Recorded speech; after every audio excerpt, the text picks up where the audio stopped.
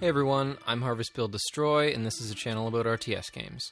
In this video, I want to talk about last year's Tooth and Tail, the most interesting and innovative new RTS game I've played in years. But as great as Tooth and Tail is, I think it has a very specific target audience, and if you're an active Age of Empires or StarCraft player, you probably don't fit into it. So in a sense, Tooth and Tail is a game that is simultaneously very easy and very difficult to recommend. I'll start by explaining how the game works.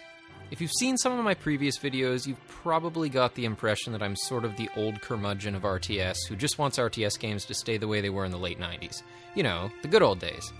And if that's the impression you have, well, to be fair, you're not entirely wrong, but in this case I'm going to have to eat my own words. I'm not usually a fan of developers trying to reinvent the RTS wheel, but at least for me, Tooth and Tail pulls it off pretty well. Tooth and Tail doesn't control like a typical RTS game. In fact, you don't even have a mouse cursor. Instead, you manually control a commander unit, a bit like the commander in Total Annihilation or Supreme Commander, which you move around with the W, A, S, and D keys, or the left analog stick on a gamepad. I should pause here and note something that I never thought I'd say about an RTS game.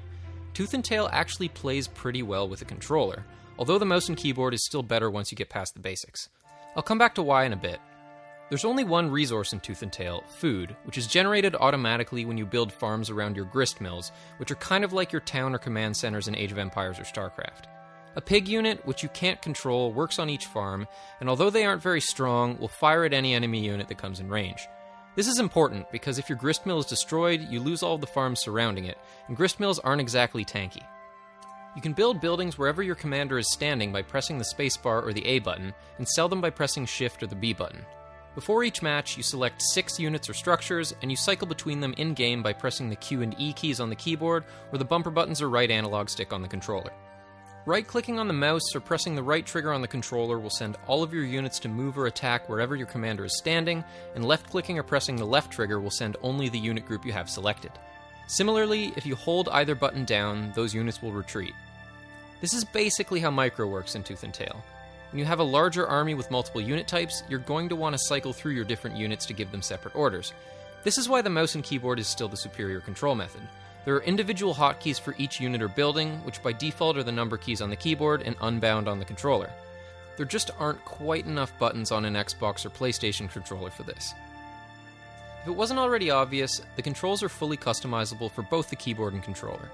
Personally, I've rebound units 5 and 6 to F and C, as well as selling structures from shift to left control, just to minimize how much I have to reposition my hand while playing. Lastly, your commander can burrow, which is basically the recall ability from League of Legends or Heroes of the Storm. Your commander burrows for a few seconds, and then you can teleport to any gristmill controlled by you or an allied player. By default, you do this with R on the keyboard or X on the controller. To make units, like in most RTS games, you have to build production structures, which in Tooth and Tail are called warrens, which automatically produce units as soon as you have the resources. You don't get to choose which units are built first if you have multiple production structures either, so cheaper units will always be built first. Each production structure will continue to produce units until you have 3 if it's a Tier 1 unit, 2 if it's a Tier 2 unit, and 1 if it's a Tier 3 unit. So, for example, if you have 3 of the same Tier 1 production structure, 3 units will be created at a time, resources permitting, until you have a total of 9. The maps are quite small and farms run out of food before too long, so multiplayer matches are typically 5 or 10 minutes, and basically never go past 15 minutes. So now that you know more or less how the game works, I want to talk a bit about what I perceive to be Tooth and Tail's target audience. Over the years, video games have gotten easier and easier to accommodate the larger and larger portion of the market that we might choose to describe as casual rather than hardcore. In the 80s, 90s, or even early 2000s, it wasn't exactly cool to admit that you played video games. Old video games tended to be really hard and consequently tended to attract a very specific demographic. As time went on and the video game industry grew financially, and playing video games became more normal as a hobby, game design generally shifted to accommodate all of these new consumers. This is hardly a unique insight of my own or anything. Plenty of people before me have said it, but as a general trend, video games have gotten much easier over the years. So much so, in fact, that a new, more niche trend has emerged. Some developers are now intentionally designing really hard games, like they used to in the 80s and 90s. You know, before normal people played video games too. Some of these games do really well too. Dark Souls, for example. RTS games have tended to follow the general trend of getting easier and more user-friendly too, StarCraft II notwithstanding. As I've discussed in the past, developers often try to streamline resource gathering and base building. but it almost never seems to work.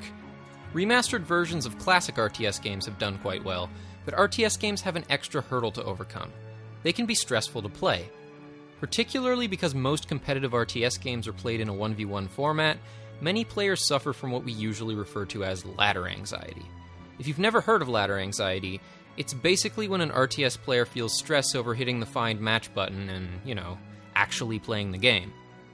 When I look at the number of people online in any given RTS game at once, and compare it with the number of people who watch streams or subscribe to YouTube channels about RTS games, I get the impression that there are a hell of a lot of people who watch other people play RTS games, but don't actually play themselves. If this is true, I would assume that most of these people probably used to play RTS games actively themselves at one point. This is something I've been guilty of myself, and I think it's probably more often than not related to the phenomenon of ladder anxiety. But I think there might be another demographic of people who watch but don't play, and I think it also might be a decently large one. On a one-off podcast celebrating 20 years of StarCraft with Artosis, In Control, and Noni, former pro gamer Greg Idra-Fields said something about how since StarCraft Remastered came out, he occasionally feels the desire to start playing again. But given that he's now a full-time university student studying physics, he knows that he's not going to be willing to dedicate enough time to StarCraft to not hate himself while playing it. Basically, in other words, as a competitive player, his real-life obligations won't leave him with enough time to be able to play the game at a high enough skill level to feel like it was worth bothering in the first place. But the itch to play StarCraft lingers. I don't know about you guys, but I know that feel. You can substitute Age of Empires or whatever game you used to play, but I think a lot of us suffer from this. We think about how we want to play, but the thought of going back to being terrible like we were when we first started keeps us from actually doing it. Instead of actually playing, we go online and watch a bunch of high-level games to figure out how the metagame is shifted. Maybe we keep doing this for a whole week without ever playing a real game against a real person ourselves. At the end of the week, we think about all the time spent watching other people play and how much better we would be if we just played the damn game ourselves, but more often than not, we don't. Maybe we go back to our regular lives and don't think about the game for a while. But sooner or later, the itch to play returns, because we didn't scratch it. In my experience, the cycle repeats until you do.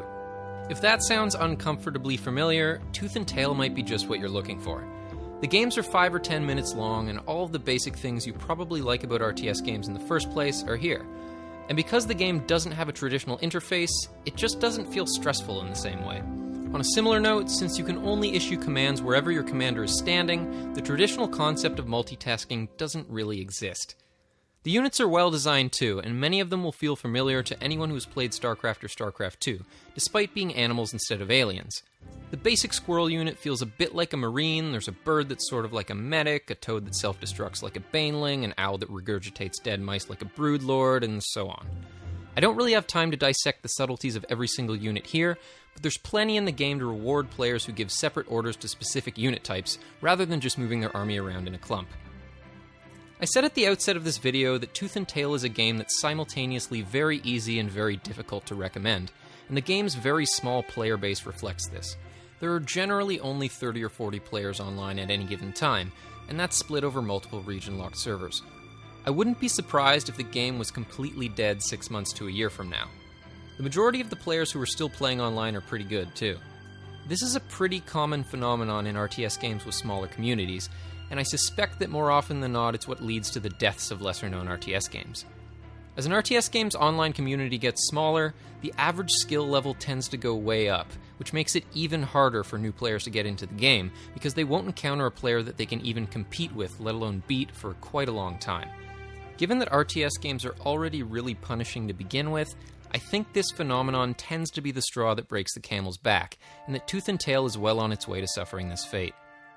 Even if the game's community does survive indefinitely, it's hard to imagine serious competitive players wanting to play this game for years and years instead of a more traditional RTS. StarCraft 2 games aren't that much longer, and StarCraft 2 also has a large community of players of every conceivable skill level. Like any 1 or 2 resource action-oriented RTS game, I think Tooth and Tail ultimately lives in the shadow of StarCraft. I think this, too, is a common phenomenon with lesser-known RTS games.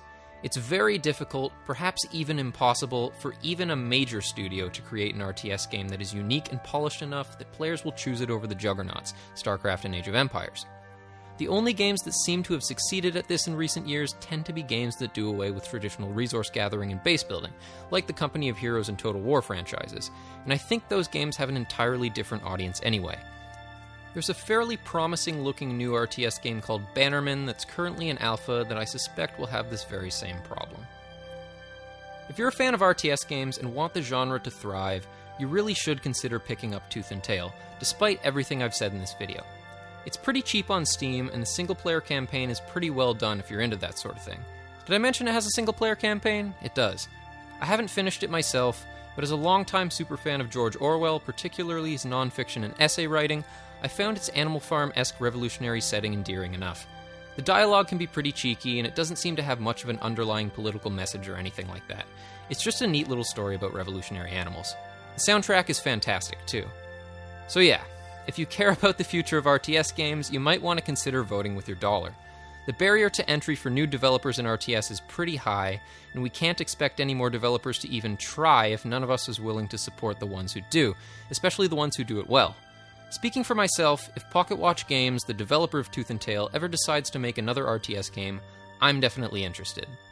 Tooth and Tail is about as well done as you could expect a miniature indie RTS game to be, but that's about all it is. At best, it might serve as a stepping stone to get you back into whatever RTS games you used to play, but maybe that's not such a bad thing. Either way, you should try it for yourself and make up your own mind. That's all for this video. Thanks for watching. If you enjoyed this video, please consider rating, commenting, subscribing, or sharing. See you soon.